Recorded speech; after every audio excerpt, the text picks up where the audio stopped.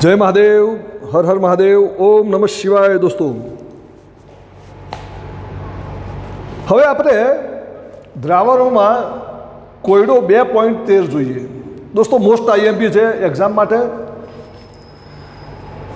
અને 2-3 સ્ટેપ તમારે જુદા જુદા ઉપયોગ કરીને પછી ધીમે ધીમે આગળ વધવાનું છે। રકમને સમજ્યા પછી તમારે શું શોધવાનું છે એ જો ક્લિયર થઈ જાય, એમાં તમે ક્લિયર થઈ ગયા તો 5 થી 7 મિનિટમાં આનો જવાબ તમારે આવી શકે। તો હવે આપણે જોઈએ કોયડો 2.13, પેજ નંબર 60 કાઢો દોસ્તો, પેજ નંબર 60। હવે તો પહેલાં હું રકમ વાંચીશ દોસ્તો, ધ્યાનથી તમે રકમ વાંચજો, મનમાં મારી સાથે સાથે રકમ વાંચજો। ચલો, 1.06 ગ્રામ મિલીલીટર ઇન્વર્સ ઘનતા ધરાવતા 0.6 મિલીલીટર એસિટિક એસિડને 1 લિટર પાણીમાં ઓગાળવામાં આવ્યો। ઠાર બિંદુમાં અવનયન 0.0205 કેલ્વિન આપેલો છે, 0.0205 કેલ્વિન આપેલો છે। વોન્ટ ઓફ અવયવ આઈ અને એસિટિક એસિડનું વિયોજન અચળાંક કે એ શોધો। દોસ્તો, ફરીથી વાંચું છું, ધ્યાનથી સાંભળજો। 1.06 ગ્રામ મિલીલીટર ઇન્વર્સ ઘનતા ધરાવતા 0.6 મિલીલીટર એસિટિક એસિડને 1 લિટર પાણીમાં ઓગાળવામાં આવ્યો। ઠાર બિંદુમાં અવનયન 0.0205 કેલ્વિન અવલોકિત કરવામાં આવ્યું। વોન્ટ ઓફ અવયવ આઈ અને એસિડનું વિયોજન અચળાંક શોધો। દોસ્તો, હવે આપણે શોધવાનું વોન્ટ ઓફ અવયવ આઈ અને કે એ। તો કેવી રીતે આગળ વધીશું? આપણે એક માનસિક રીતે તૈયાર થઈ જવું પડે કે દાખલામાં શું આપ્યું છે એક્ઝામ્પલમાં અને મારે શું કરવાનું છે। તો આમાં પહેલી વસ્તુ તમને એ આપેલી છે, અવલોકિત કરેલું ઠાર બિંદુ ડેલ્ટા ટીએફ આપેલો છે। દોસ્તો, યાદ છે આઈ શોધવાના જે 3-4 સૂત્રો છે, એમાં એક સૂત્ર છે અવલોકિત કરેલ સંખ્યાત્મક ગુણધર્મ અપોન ગણતરી કરેલ સંખ્યાત્મક ગુણધર્મ। તો અહીંયા ઠાર બિંદુ અવનયનનું અવલોકિત મૂલ્ય તમને આપી દીધું, પણ ગણતરી કરીને આપણે ડેલ્ટા ઈએફ ટીએફ શોધવો પડે। હવે ડેલ્ટા ટીએફ શોધવાનું સૂત્ર આપણને ખબર છે, કેએફ ઇન્ટુ મોલાલિટી। અચ્છા, કેએફ પાણી છે 1.86 કેલ્વિન કિલોગ્રામ મોલ ઇન્વર્સ, એ તો આપણે યાદ રાખવાનો જ છે। મોલાલિટી શોધવી પડશે દોસ્તો, ડેલ્ટા ટીએફ બરાબર કેએફ ગુણ્યા મોલાલિટી, એમ સ્મોલ એમ શોધવો પડશે। અચ્છા, સ્મોલ એમ શોધવા માટે, મોલાલિટી શોધવા માટે તમારે એસિટિક એસિડના મોલ શોધવા પડશે। હવે મોલ શોધવાનું સામાન્ય સૂત્ર આપણે એવું શીખ્યા છે, દર ભાગ્યા મોલર દર।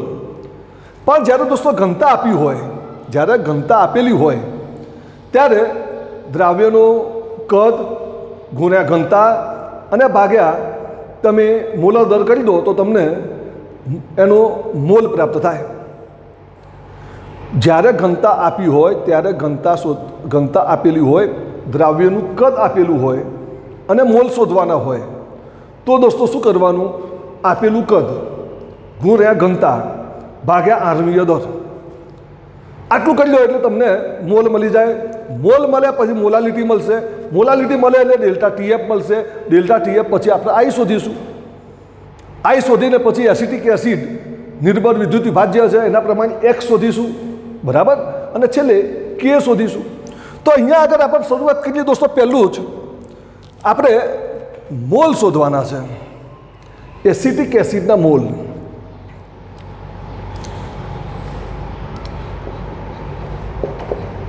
OH ના મોલ શોધવાના છે। તો દોસ્તો, મોલ શોધવાનું સૂત્ર મેં મને હાલ કીધું, જે આપણને કદ આપેલું છે, કેટલું આપ્યું છે? એસિટિક એસિડનું કદ 0.6 મિલીલીટર અને ઘનતા આપેલી છે 1.06 ગ્રામ મિલીલીટર ઇન્વર્સ, અને એનો મોલર આપણે આણ્વીય દર તો આપણે જાણીએ જ છીએ, મોલર દર 60 ગ્રામ મોલ ઇન્વર્સ। તો આપણે લઈએ કિંમત અહીંયા આગળ 0.6 ml મિલીલીટર ગુણ્યા 1.6 ગ્રામ મિલીલીટર ઇન્વર્સ, अपॉन 60 ગ્રામ મોલ ઇન્વર્સ. આ સૂત્રનો ઉપયોગ ક્યારે કરાય દોસ્તો? જ્યારે આપણને ઘનતા આપેલી હોય, કદ આપેલું હોય, મોલર દર તો આપણે જાણીએ છીએ, શોધી શકાય. આનું એસિટિક એસિડના આપણે મોલર દર શોધી શકીએ. તો જ્યારે ઘનતા આપેલી હોય, કદ આપેલી હોય, ત્યારે એ બંનેનો ગુણાકાર કરી એના આંશમીય દર વડે ભાગી નાખો એટલે આપણને મોલ પ્રાપ્ત થશે. અચ્છા, કેટલા મોલ પ્રાપ્ત થયા તો લખીએ અહીંયા આગળ 0.0106 mall.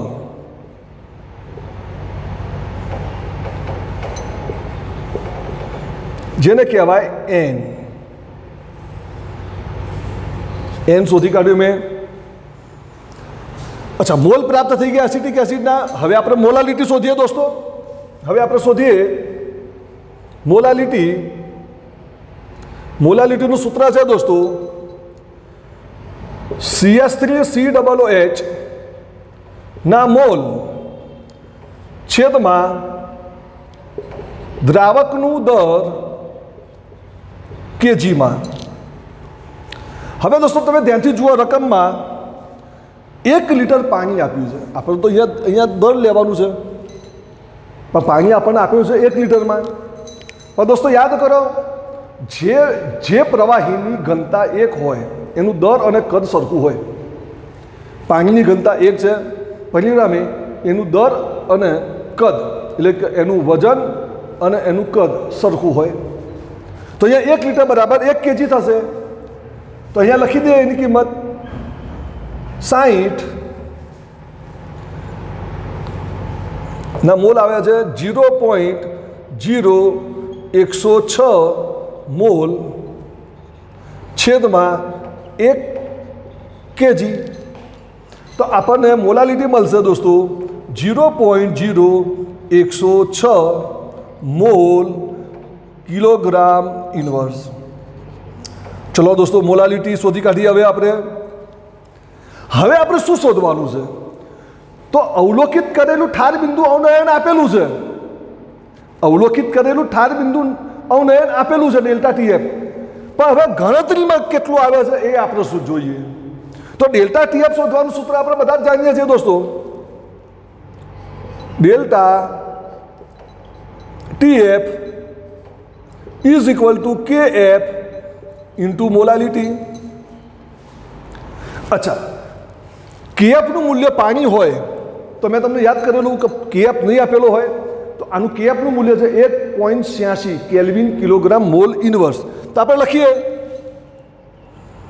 1.86 kelvin kilogram mall inverse. Molality આપણે શોધેલી છે 0.0106 મોલ કિલોગ્રામ ઇન્વર્સ. અને દોસ્તો આનો જવાબ આવશે આપણને 0.0197 કેલ્વિન. દોસ્તો આને કહેવાય ગણતરી કરેલ ઠાર બિંદુ અવનયન. ગણતરી કરેલ છે આપણે. રકમમાં જે આપણને આપેલી છે એ અવલોકિત કરેલી છે, જ્યારે આ ગણતરી કરી. અચ્છા દોસ્તો, શરૂઆતમાં મેં શું શોધ્યું? તો મોલ શોધ્યા. કેવી રીતે શોધ્યા? તો ઘનતાનો ઉપયોગ કર્યો મેં. કદ ગુણ્યા ઘનતા ભાગ્યા મોલર દર એટલે મને મોલ સંખ્યા n મળી ગઈ. હવે દોસ્તો મેં મોલાલિટી શોધી. હવે અહીંયા દર આપેલું છે, રકમમાં લીટર આપેલું છે, પાણીની ઘનતા 1 છે તો 1 કિલોગ્રામ 1 લીટર સરખું હોય. પછી મેં ડેલ્ટા ટીએફ શોધ્યો દોસ્તો. હવે દોસ્તો આપણે શોધીએ આઈ.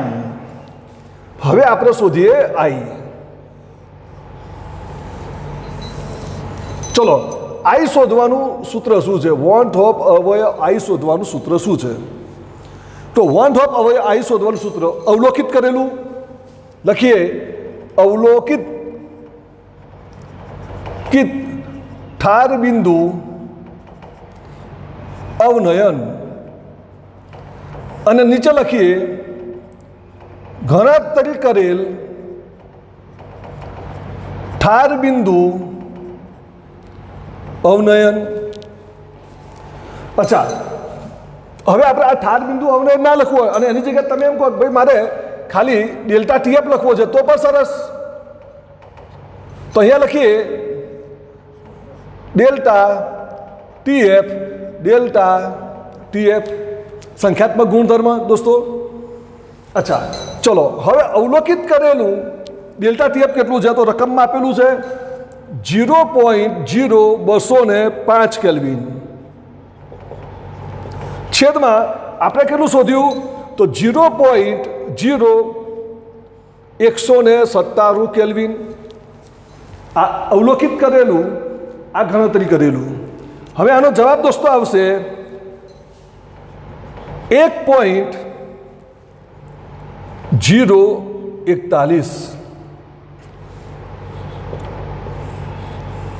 1.041. ચલો આટલે સુધી તો ક્લિયર થઈ ગયું. સ્ટેપ બાય સ્ટેપ પહેલાં મેં મોલ શોધ્યા, મોલાલિટી શોધી, ડેલ્ટા ટીએફ શોધ્યો, આને કહેવાય ગણતરી કરેલું મૂલ્ય.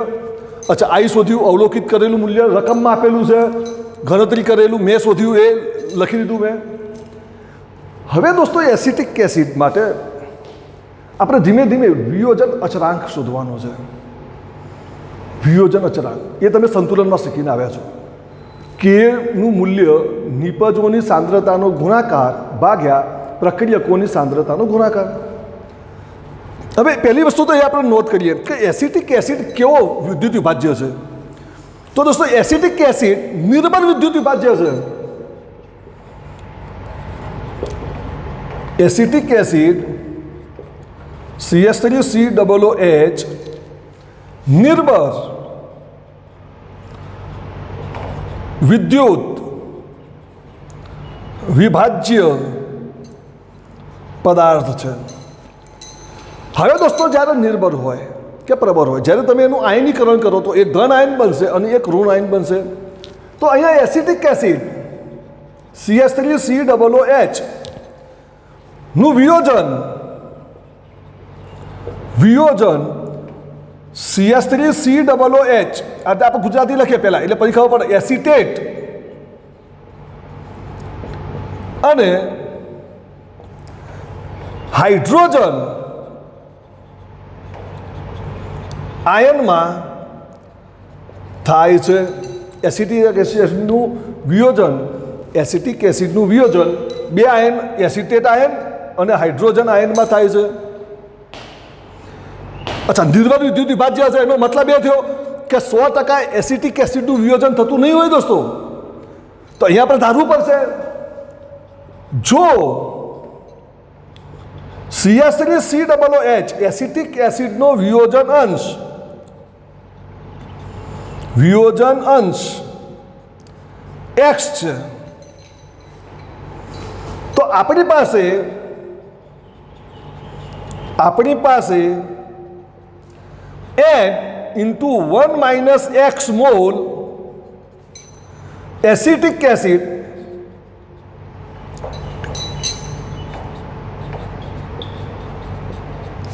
અવિયોજિત એસિડ હશે. X વિયોજન પામ્યા. અચ્છા, વિયોજન પામ્યા વગરના પ્રક્રિયક તરીકે કેટલા બાકી રહ્યા? તો N - 1 - X મોલ. તો અહીંયા એસિટેટ આયન કેટલા બન્યા હશે? H પ્લસ આયન કેટલા બન્યા હશે? તો દોસ્તો લખીએ અહીં NX મોલ CH3COOH માઇનસ અને NX mole H plus ion બન્યા હશે. મેં બધી વિગત લખી. નિર્બળ વિદ્યુત વિભાજ્ય છે, એનું આયનીકરણ વિયોજન થાય તો એક એસિટેટ આયન બને, બીજો હાઇડ્રોજન આયન બને. જો CH3COOH નો વિયોજન અંશ X ધારી લઈએ આપણે, તો આપણી પાસે n into 1 minus x mole acetic acid અવિયોજિત હશે, જેનું વિયોજન થયું નહીં હોય એની સ્થિતિમાં હશે. અચ્છા, તો એસિટેટ આયન કેટલો બન્યો હશે, હાઇડ્રોજન આયન કેટલો બન્યો હશે?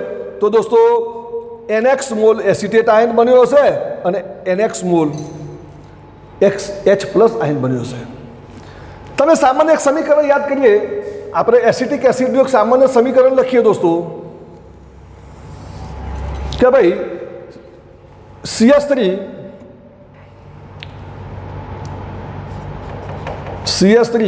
COOH. ચલો હવે આમાંથી કયા કયા આયનો બન્યા છે? તો લખીએ CH3 COO minus plus H plus. ચલો આપણે કેટલા મોલ લઈને પ્રયોગ કર્યો? એસિટિક એસિડના કેટલા મોલ લઈને પ્રયોગ શરૂ કરી? તો આપણે શરૂઆત કરી n મોલ. અચ્છા, એ વખતે પ્રક્રિયા શરૂ થઈ નથી એટલે એસિટેટ આયન અને H પ્લસ બન્યા નહીં હોય, તો અહીંયા આગળ લખીએ 0 0. શરૂઆતના મોલ છે, શરૂઆતના મોલ છે, આ શરૂઆતના મોલ છે. હવે દોસ્તો સંતુલન સમયે હવે પ્રક્રિયા આગળ વધે છે. હવે સંતુલન સમયે શું થશે? એસિટિક એસિડનો વિયોજન અંશ x છે, તો x મોલ બનશે એસિટેટ આયન અને x મોલ બનશે H પ્લસ આયન. દોસ્તો સંતુલન સમયે આપણી પાસે એસિટેટ આયન કેટલા હશે? તો એસિટેટ આયન આપણી પાસે હશે NX મોલ. અચ્છા, H પ્લસ કેટલા હશે? તો NX મોલ. અચ્છા, તો એસિટિક એસિડ અવિયોજિત કેટલા હશે? તો જેનું વિયોજન થયું એ બાદ કરી દો, x બાદ કરી દઈએ. આપણી પાસે n હતા. અચ્છા, x મોલ બન્યા એસિટેટ આયન, x મોલ બન્યા H પ્લસ આયન. તો આપણી પાસે કેટલા વધ્યા હશે? તો n into 1 minus x mole. એ બધી મેં વિગત અહીંયા લખેલી છે, જોઈ લો કે ભાઈ વિયોજન અંશ x છે, xનું વિયોજન થાય છે. અચ્છા, તો અવિયોજિત કેટલો ભાગ વધ્યો? તો 1 માઇનસ એક્સ. શાબાશ. હવે એસિટેટ આયન કેટલો બન્યો? તો NX mole. H plus ion કેટલો બન્યો? NX mole. અચ્છા, તો એસિટિક એસિડ કેટલો બાકી વધ્યો? તો 1 માઇનસ એક્સ મોલ. અચ્છા, હવે દોસ્તો આના પછી કુલ મોલ સંખ્યા કેટલી થાય? કુલ મોલ સંખ્યા કેટલી થાય? તો કુલ મોલ સંખ્યા બધાનો સરવાળો કરો સંતુલન સમયે. સંતુલને કુલ મોલ સંખ્યા. અચ્છા, તો લખીએ n બધામાં સામાન્ય નીકળશે દોસ્તો. n. ચલો હવે લખીએ 1 માઇનસ એક્સ પ્લસ એક્સ. તો આપણો જવાબ આવશે n ઇન્ટુ 1 પ્લસ એક્સ. આ કુલ મોલ સંખ્યા થશે. હવે દોસ્તો ફરીથી આવ્યું આપણે કે ભાઈ સંતુલને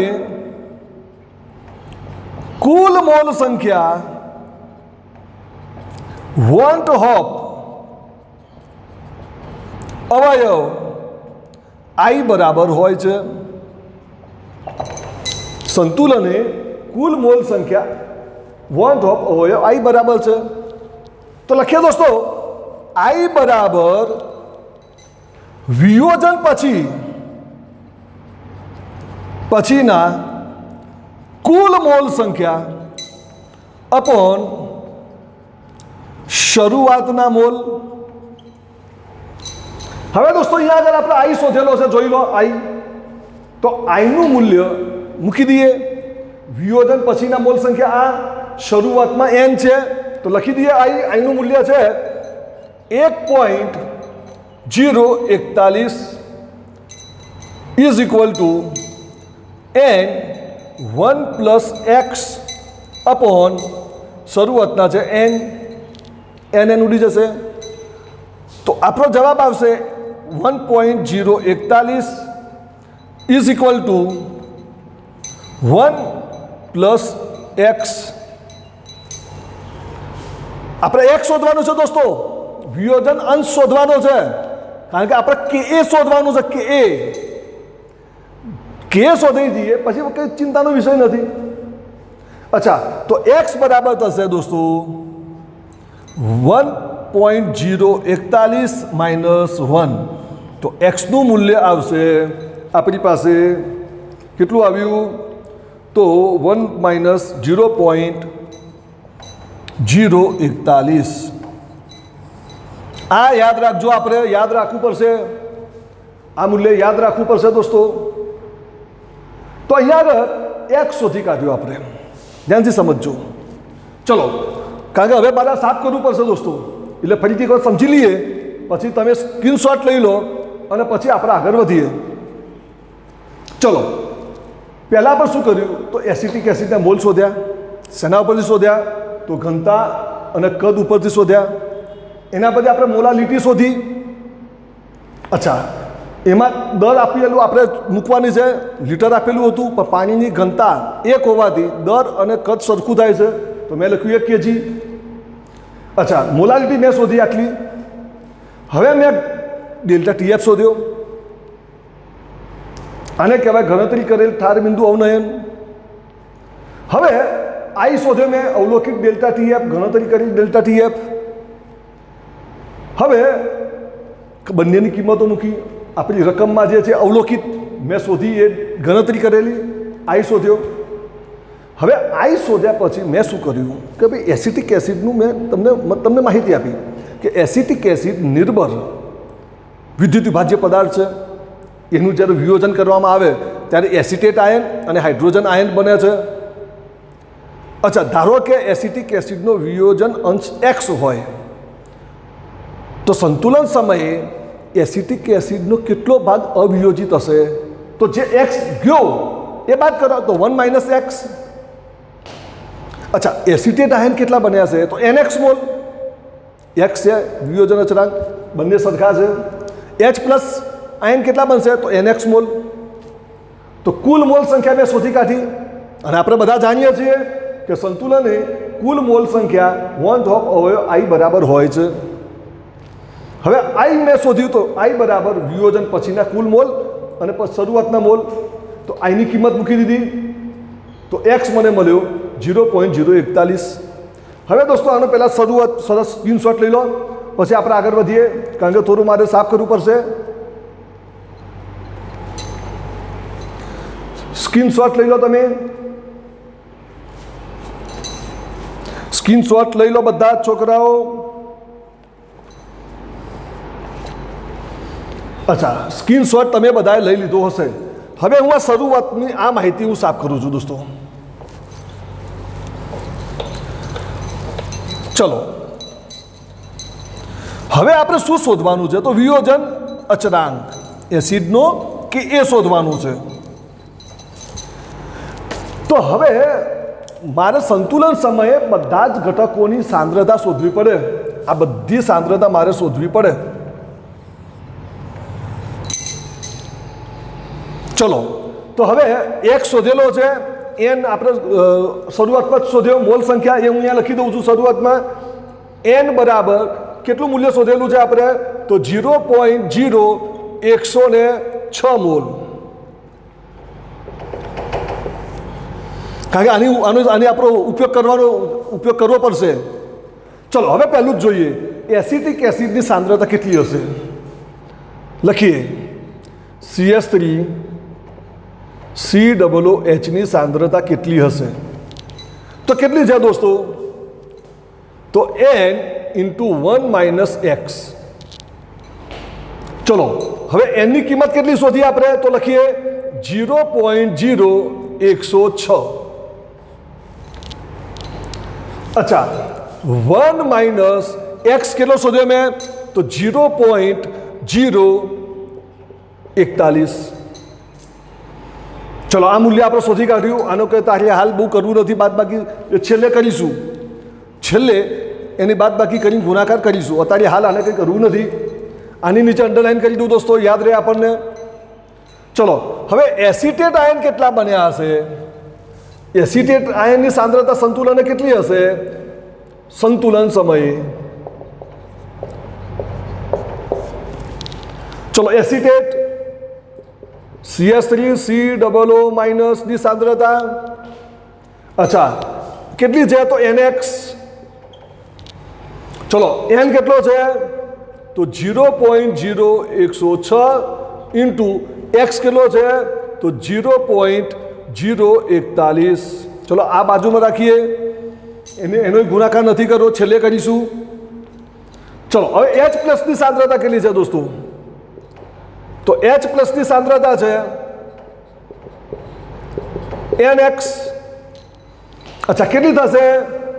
તો એસિટેટ આયન જેટલી થશે. એસિટેટ આયનની સાંદ્રતા જેટલી છે એટલી ને એટલી જ થશે. તો કેટલી થશે? તો 0.0106 ગુણ્યા 0.041. તો દોસ્તો હવે આપણે બધું મળી ગયું, બધું શોધી કાઢ્યું છે. તો હવે આપણે શોધીએ કે એ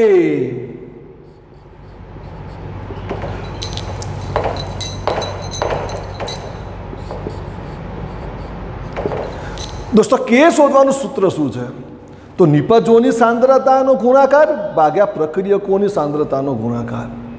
કે શોધવાનું સૂત્ર છે આ સમીકરણમાં નિપજો એસિટેટ આયનની સાંદ્રતા અને H પ્લસની સાંદ્રતાનો ગુણાકાર કરવાનો છે, જે આપણે શોધ્યો. આ સમીકરણમાં જે નિપજ છે એસિટેટ આયન અને H પ્લસની સાંદ્રતાનો ગુણાકાર કરવાનો છે. તો કરીએ. ચલો દોસ્તો કેટલો આવ્યો લખીએ. પહેલા CH3COO માઇનસની સાંદ્રતા ઇન્ટુ H પ્લસની સાંદ્રતાનો ગુણાકાર છેદમાં પ્રક્રિયા કોણ છે? તો એસિટિક એસિડ. તો એસિટિક એસિડની સાંદ્રતા લખીએ CH3COOH ની સાંદ્રતા. આપણે બધા કિંમતો શોધી કાઢેલા છે. ચલો હવે એસિટેટ આયનની સાંદ્રતા કેટલી છે? તો લખીએ નીચે 0.0106 ઇન્ટુ 0.041. ચલો હવે H પ્લસની સાંદ્રતા કેટલી છે? તો એટલી જ છે. તો 0.0106 ગુણ્યા 0.041 છેદમાં એસિટિક એસિડની સાંદ્રતા કેટલી શોધી આપણે? તો આર્યા તો 0.0106 ઇન્ટુ 1 માઇનસ 0.041. હવે તમે દોસ્તો આનો બધાનો ગુણાકાર ભાગાકાર કરી દો તો આપણને મળી જાય કે એ. આનો ગુણાકાર કરીને અહીંયા રકમ મૂકી દો, આનો ગુણાકાર કરીને અહીંયા રકમ મૂકી દો, આની બાદ બાકી કરીને જે જવાબ આવે એનો ગુણાકાર આની સાથે કરો તો આપણો જવાબ આવશે છેલ્લે કે એ બરાબર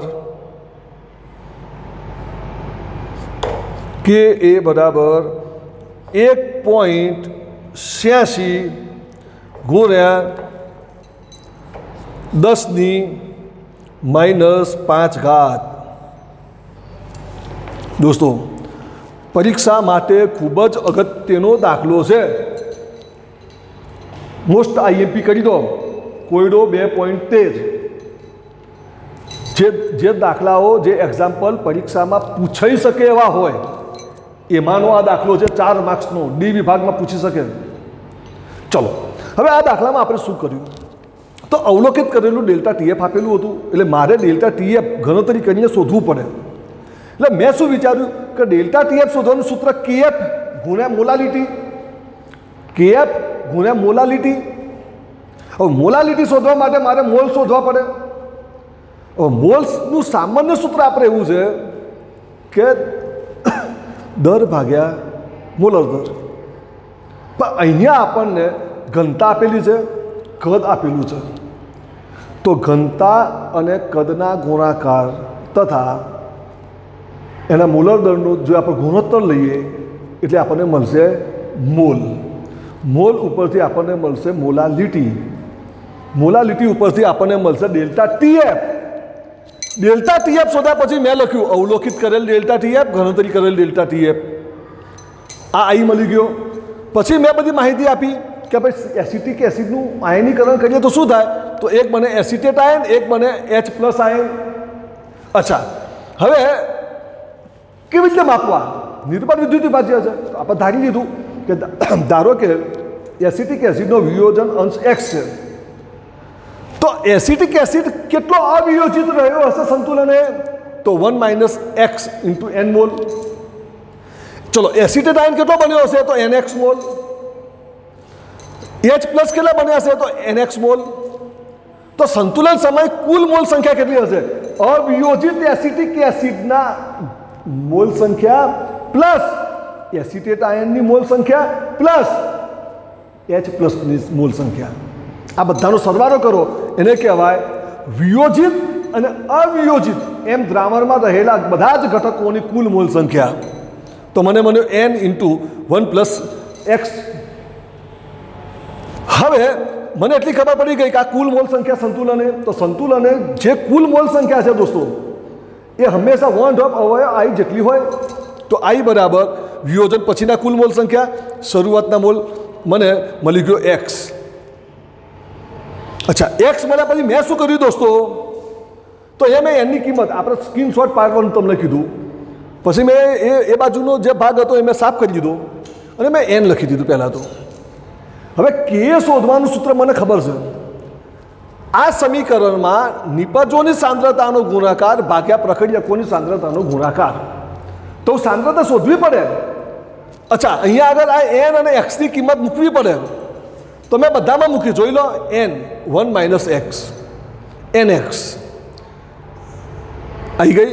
અચ્છા, હવે H+ ની સાંદ્રતા કેટલી હોય? તો બંને સરખા પ્રમાણમાં ઉત્પન્ન થાય છે. જોઈ લો, જેટલા ઋણ આયન ઉત્પન્ન થાય એટલા ધન આયન. તો H+ ની સાંદ્રતા એસિટેટ આયનની સાંદ્રતા જેટલી હોય. હવે કે મેં લખ્યું નિપજોની સાંદ્રતા CH3COO- ની સાંદ્રતા ઇન્ટુ H+ ની સાંદ્રતા ભાગ્યા એસિટિક એસિડની સાંદ્રતા. કિંમત મૂકી, છેલ્લે ગુણાકાર લાવ્યા, આપણને જવાબ મળી ગયો. હવે દોસ્તો ધ્યાનથી જોઈ લો દાખલો, પછી આપણે આગળ વધીએ.